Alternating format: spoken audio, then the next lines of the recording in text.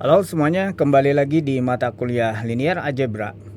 Oke, kali ini kita akan membahas tentang penyelesaian sistem persamaan linear dengan menggunakan metode Gauss-Jordan. Nah, untuk problem yang akan kita selesaikan itu adalah merupakan studi kasus yang kedua yang telah diberikan pada penugasan kelompok, ya. Di sini adalah studi kasus yang kedua, ya, sistem persamaan linear dalam topik kecerdasan buatan. Oke, jadi ada sebuah tim pengembang sedang melatih model kecerdasan buatan. Nah, untuk mengklasifikasi gambar hewan, misalnya kita katakan kucing, anjing, atau burung gitu ya. Dan itu menggunakan 3 jenis data masukan yang berbeda. Yang pertama itu menggunakan pixel gambar, kemudian ada yang menggunakan fitur tekstur, dan ada yang berdasarkan input data warna, seperti itu.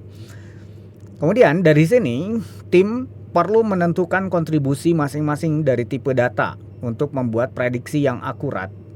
Nah, dari situ diberikan informasi bahwa model pertama itu dia menggunakan 2 unit data pixel, kemudian 3 unit fitur tekstur, kemudian 1 unit data warna yang menghasilkan suatu prediksi dari model pertama, ya.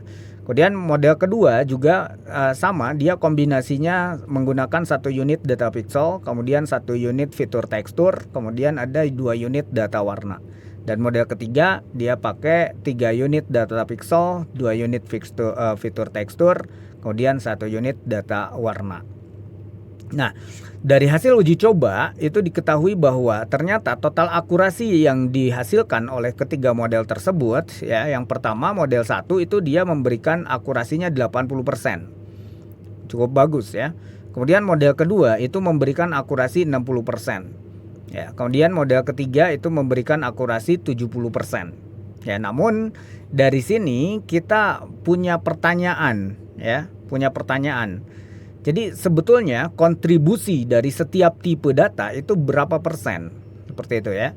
Jadi dari sini problemnya kita akan membuat suatu sistem persamaan linear dengan X1-nya itu adalah kontribusi dari data pixel, kemudian X2-nya itu adalah fitur tekstur, kemudian X3-nya itu kita sebut sebagai data warna, ya, kontribusi dari data warna itu berapa.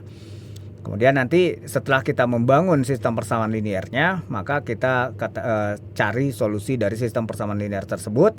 Kali ini kita akan menggunakan metode eliminasi Gauss-Jordan. Ya. Oke. Nah, kita lihat di sini ada 2 unit data pixel, 3 unit tekstur, dan kita bisa masukkan ke dalam sistem persamaan linear ini. Kalau misalkan ini 2 unit data pixel, berarti kan nanti 2x1, kemudian 3x2, kemudian x3 ditambah, ya. Kemudian sama dengan 80. Ya, oke, dalam satuan persen.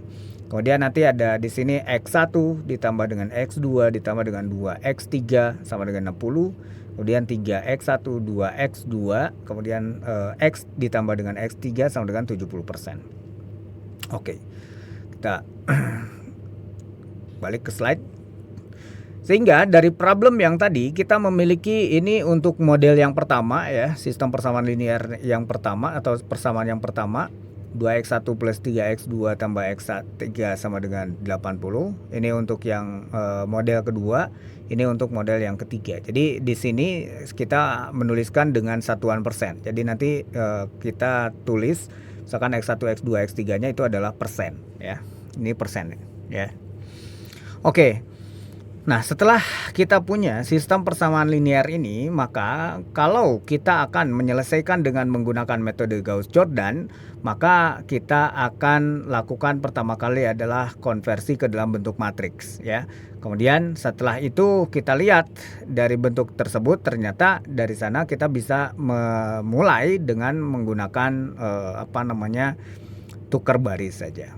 Perhatikan bahwa kita memiliki matriks yang diperluas, ya, seperti ini 2 3 1 80, ya. Ini cukup sederhana menuliskan dari sistem persamaan linear ini ke dalam bentuk matriks ini, ya. Nah, perhatikan di sini kita baris kedua sudah ada satu utama, ya, dan itu kita tidak perlu, ya, karena kita harus mengurut dulu dari satu utama baris pertama.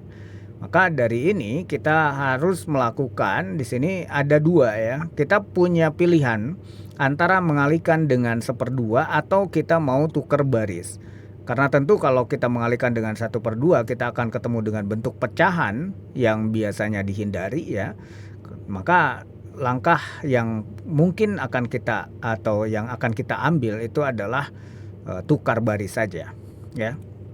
Jadi kita akan gunakan tukar baris dari baris pertama yang ini kita tukar dengan baris kedua ini kita tukar dengan baris pertama ya. Sehingga hasilnya itu yang baris kedua ini menempati posisi baris satu, baris pertama ini menempati posisi baris kedua. Oke. Ini sudah clear ya. Tinggal berikutnya itu adalah kita eliminasi yang ada di bagian di bawah satu utama pada kolom pertama. Di sini kita akan hilangkan 2 dan 3 ini atau kita eliminasi 2 dan 3 ya. Jadi 0 berarti. Untuk itu idenya cukup sederhana ya. 2 berarti -2 kan. Kemudian 3 -3. Artinya pivotnya itu adalah baris pertama. Jadi nanti -2 kali baris pertama ditambah dengan baris kedua untuk mengeliminasi 2 ini. Kemudian untuk mengeliminasi 3 itu kita mulai dengan atau mengoperasikan dengan operasi -3 kali baris pertama ditambah dengan baris ketiga ya. Sehingga ya ini operasi yang mungkin ya dilakukan untuk baris kedua untuk mengenolkan 2 tadi ya ini ya. Kemudian untuk yang mengenolkan 3 ya ini ya. Sehingga hasilnya kalau kita hitung ya tentu bagian yang lain akan menyesuaikan ya. Tinggal ini kita lihat, perhatikan di sini adalah 0. Sisanya kan ini 1 ya, karena kita punya -2 dikali baris pertamanya kan 1 ya. -2 kali 1 berarti ya ditambah dengan tadi di sini ada posisinya apa? 3 ya. Jadi 1 kan. Nah, dan itu kebetulan sekali ya, karena kita juga butuh di bagian ini tuh 1 gitu. Ya, kita butuh 1 utama, di sini 1 ya. Oke, di sini saya akan menunjukkan seperti yang ada seperti yang saya sebutkan di video yang sebelumnya bahwa ketika kita sudah akan melihat atau akan menggunakan metode eliminasi Gauss-Jordan, maka kita akan keluar dari prosedur Gauss ya. Jadi kita langsung combine aja dengan Jordan gitu ya. Nah, sehingga dari sini kita bisa mengenolkan 1 di sini ya, juga mengenolkan -1 dengan pivotnya di sini 1 karena kita sudah memiliki 1 utama di baris kedua. Itu juga diperbolehkan ya. Karena kita sudah tahu bahwa kita akan menggunakan metode Gauss-Jordan ya. Kecuali kalau kita diminta hanya menggunakan Gauss saja, ya tentu ini harus forward dan ini biarin, tidak dibuat tidak dijadikan sebagai 0. Oke, untuk mengenolkan -1 dan 1 ini cukup sederhana ya. Ini satunya sebagai pivot ya, sebagai 1 utama ya. Berarti di kolom ini kita harus membuat 0 ya. Ini karakteristik yang keempat ya. Kalau di dalam eliminasi Gauss-Jordan itu, yaitu kita harus membuat kolom ya, kolom yang sudah memiliki 1 utama yaitu kolom kedua berarti ya, maka sisa selain daripada 1 utama itu harus dibuat 0. Jadi di sini 1 dibuat 0, -1 ini dibuat 0. Sehingga dari sini kita punya operasi -1 kali baris kedua tambah baris pertama untuk mengenolkan 1 tadi. Kemudian yang ini 1 kali baris kedua tambah baris ketiga untuk mengenolkan -1. Jadi ini sudah dinolkan duluan di tahapan ini ya. Dan itu tidak masalah karena kita sudah komitmen di awal akan menggunakan metode eliminasi Gauss-Jordan ya. Jadi tidak forward gitu ya, terus kemudian backward ya. Tapi kalau Gauss-Jordan sudah disebutkan ya silahkan aja, manual bisa menggunakan seperti ini caranya. Tapi kalau mau mengikuti prosedur ya, Gauss dulu kemudian Jordan ya silahkan. Berarti nanti ini jangan dulu dinolkan, masuk sampai sini baru nanti dinolkan. Oke ya.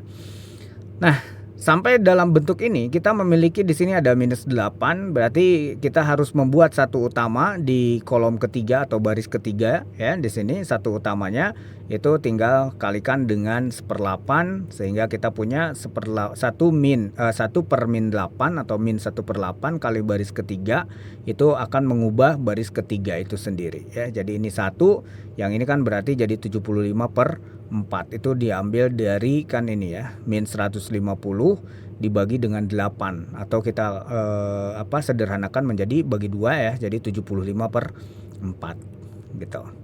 Ya, kita punya ini. Nah, karena kita sudah mengenolkan yang bagian ini tadi ya, maka sisanya itu kita tinggal nolkan 5 dan minus 3 ini aja ya. Artinya kita eliminasi minus 3 dan 5. Untuk eliminasi minus 3 berarti kita kalikan 3 terhadap baris ketiga ya, ditambahkan dengan baris kedua ya. Kemudian untuk mengenolkan 5 ini maka kita gunakan minus 5 kali baris ketiga ya, tambah baris pertama. Jadi ini makan 0 ya. Sehingga operasinya yang mungkin ya untuk melakukan bentuk eliminasi Gauss-Jordan ya dengan bentuk terakhir yaitu bentuk eselon baris tereduksi ya. Eselon matrik baris eselon tereduksi, maka kita menggunakan bentuk ini, min 5 kali baris ketiga tambah baris pertama, kemudian 3 kali baris ketiga tambah baris kedua, sehingga kita punya bentuk ini. Dan di sini kita sudah memiliki solusi bahwa X1-nya itu adalah 25/4, X2-nya adalah 65/4, X3-nya adalah 75/4. Ya. Apa arti daripada hasil ini? Ya, kita bisa lihat sesuai dengan problemnya tadi ya, bahwa ini adalah persentase, proporsi atau kontribusi dari masing-masing ini ya, dari masing-masing dari masing-masing fitur atau ya data yang diambil ya. Tadi kan X1 itu untuk kontribusi data pixelnya berapa, X2 kontribusi data fitur tekstur berapa, X3-nya kontribusi data warna berapa ya. Ternyata setelah kita lihat itu hasilnya adalah seperti ini ya. Dari data kontribusi data pixel itu hanya 25/4. Terus dari data tekstur itu 65/4, kemudian dari data warna itu adalah 75/4. Jadi sepertinya ini akan dipertimbangkan bahwa data warna ya. Data warna itu merupakan data yang cukup berkontribusi banyak terhadap akurasi model ya. Oke, mungkin seperti itu problem atau penyelesaian dari studi kasus yang sudah diberikan ya. Silakan untuk dipelajari kembali ya, terutama detail-detailnya silakan untuk di cross check kembali ya. Kemudian silakan untuk dipelajari. Oke, terima kasih dan sampai ketemu lagi di video berikutnya.